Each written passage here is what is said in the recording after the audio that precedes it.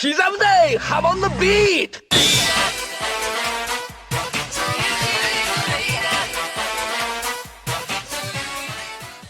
Welcome back to another JoJolion chapter review. Deciding to start doing these monthly reviews was definitely a good idea since I have almost as much to say about this chapter as I do the previous one.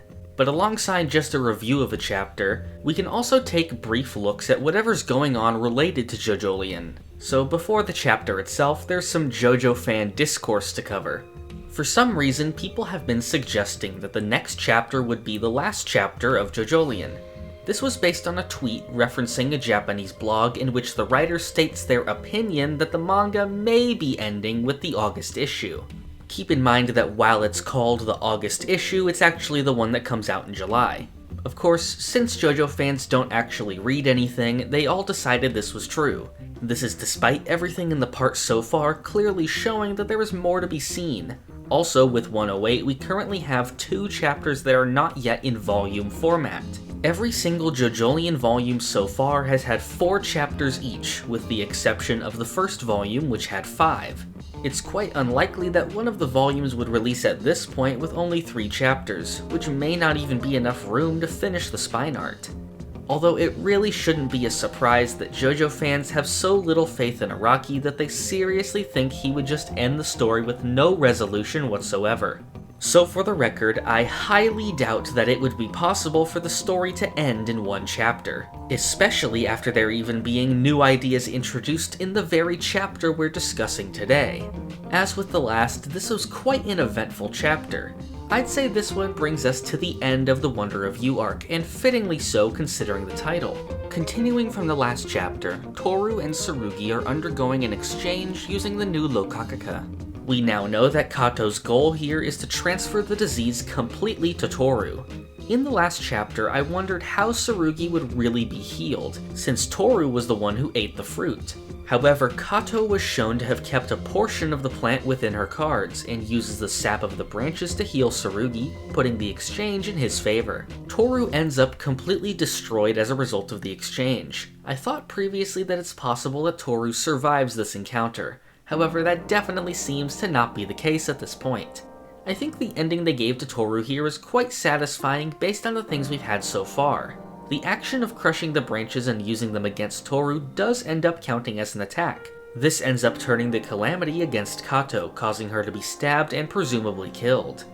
One of the most notable things in this chapter is the way that it brings things full circle from the first. Yasuho's narration from the first chapter is partially repeated, where she says that the story is about breaking a curse. This is also combined with the narration of the Chapter 83 flash forward, which spoke about the shape of a person's heart. Norisuke is brought down from upstairs in the body bag, and we learn that his injury is non-fatal, showing that Jobin was holding back. After this, Wonder of You reappears, causing his injuries to worsen. We are told that the stand, or rather the laws of Calamity themselves, exist independently of Toru. Josuke reappears and seemingly destroys the Calamity with his Go Beyond ability. This touches on an important idea that's been set up over the arc, that the idea of Calamity is a force inherent to the world, and that Wonder of You was simply an ability used to channel it in Toru's favor. The way that Wonder of You persisted after death is very reminiscent of the Milagro Man, which appeared some time ago. I've used the Milagro Man as an example of a kind of curse stand. As we learned in the first chapter, a curse is a negative force caused by a great sin in the past. The Milagro Man's user committed murder-suicide and died alongside sin. This negative energy either created the curse of the Milagro Man, or possibly caused his own stand to become the curse. As I've spoken about in previous videos, what people view as curses in the series is often actually a stand working from behind the scenes. However, the inverse of this curse idea is also relevant. It's possible that something like the blessings given by the saint's corpse is not entirely dissimilar to a curse. It's the same form of power, only with a positive connotation. Before he died, Toru gave us some interesting pieces of information. He refers to the existence of the plant as a natural law, and even calls it a kind of divine providence, brought about by a series of overlapping coincidences. This is definitely part of the idea of flow, which has been established as the system of fate in this new universe. Flow was mentioned repeatedly throughout Part 8, first by Norisuke as he described the design of his fruit parlor to Josuke. Feng Shui has often been applied to architecture, where buildings are constructed in a way to encourage positive energy. The way that Toru refers to overlapping coincidences definitely brings flow to mind. These weren't truly coincidences, but events that were linked together by an overarching divine force. This divine providence ended up bringing the new Lokakaka into existence. What this indicates to me is that to counter the negative force brought on by the Calamity and the Rock Humans, a series of events was set into place to bring about Josuke and his stand. As I'm sure many people know, the idea of yin and yang is integral to the concept of feng shui. Yin and yang is the idea of two contrary and also complementary forces. As mentioned in the first chapter, a curse can be seen as a friction between light and dark. The JoJolion equivalent would be the Calamity, along with the positive forces represented by things like the Saint's Corpse.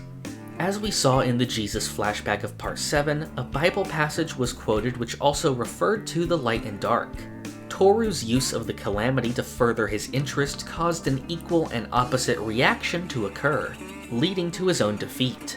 This may be one of the reasons that the walleyes rose out of the ground in Morio. As stated in the first chapter, they appeared as if they were protecting from something. The walleye's power brought about Josuke, and the fusion between Soft and Wet and Killer Queen brought about the invisible spin that would put an end to Toru. However, even with Toru gone, we still have many things to consider for the remainder of the story. I would definitely say that we're reaching the ending, with 1 or 2 more volumes remaining once we finish the current one, so I'd say somewhere around 9 chapters. My previous video talked about what is currently remaining to be touched on in JoJolion. I think the chief among them at this point is the Higashikata curse. People have always loved to say that elements of the plot are forgotten, but let's put some things aside for a moment and focus on the curse. It's undeniable that the curse is the main focus of JoJolion's story, especially with the callback to Chapter 1 that we got this month. So at the very minimum, we'll be getting the explanation on the origin of the family's curse. And something like that, along with a wrap-up of the current story, is definitely taking more than a couple chapters. We aren't exactly sure when the curse started, but it must have been quite some time before Norisuke Higashikata I, whose daughter Rina was affected by the disease. Since it was known about already at that time, it must have been around for at least a few generations prior. I think it's possible for something like this to be handled through the use of a flashback. Since there isn't a huge deal remaining that the main characters can do relating to this, I think a flashback would be one of the best ways for this to be resolved. Alongside that flashback, we would probably get more details relating to the fruit and the rock humans, who are almost certainly connected to the rock disease. My main idea for how the main story would progress from here is definitely through Tsurugi. As we've seen, Tsurugi has been repeatedly alluded to throughout the part, with Yatsuyu telling Josuke that Tsurugi is the one who was in the right. What this could possibly mean is unknown to us at this time, but I think something is going to happen relating to the flash forward. I mentioned in the previous video that Tsurugi's stand may have been affected by his exchange with Toru. We have yet to see if this is the case or not, but with the current situation, some kind of ability is definitely at play with the flash forward.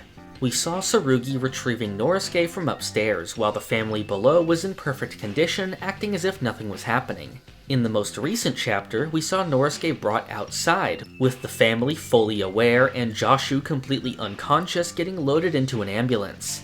I think one of the most notable points here is Mitsuba's presence, since she has been right by Tsurugi's side since he recovered from the disease. Meanwhile, she was nowhere to be seen in the flash forward. The other main factor related to the flash forward is time.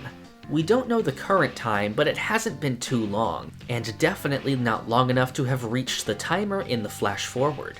As for why Tsurugi would bring this about, I think the most likely scenario is that he is unhappy with the current outcome and wishes to change it. This kind of ambition from Tsurugi would match that of his father, which I think would be a fitting progression for his character. I also have my doubts as to if the curse is truly dealt with. We also still do not know what the power of the fully ripened new Lokakaka is. It's possible that's what Tsurugi would be after, since as Toru says, it was a one-of-a-kind plant. If Tsurugi were to somehow bring the flash forward about, I doubt it would really give him the outcome he wanted. With all of the divine good fortune that brought about Toru's defeat, it's possible that it would be considered a blasphemous act to try and act against it. This sort of thing reminds me of the original universe's Kira and Diavolo. They are both people blessed by fate, but who take advantage of it to attain more. As a result, fate turns against them. This kind of thing may be even more applicable to the flow of Part 8, which we have seen is similar to Feng Shui. While it is almost certainly true that it's related to the incident with Johnny and the corpse, we do still need a direct confirmation of the Walleye's origin. Toru touched on it again in this chapter by mentioning the Divine Providence. However, I imagine that we'll get some kind of flashback to the actions of Lucy that we briefly saw in Chapter 99. Something that cements the idea of the Walleyes and the blessings of the earth that we learned about in that chapter, along with their relationship with rock humans. This chapter leaves a lot up in the air for us to think about, so it will be an interesting month leading up to Chapter 109. And I'll definitely be back next month for another JoJolion chapter review. If you want to be updated on new videos or leave suggestions, join the Hum and Beat Discord using the link in the description. To receive rewards like Discord perks and some uncut videos, support the channel on Patreon. And finally, for future videos, subscribe to the channel.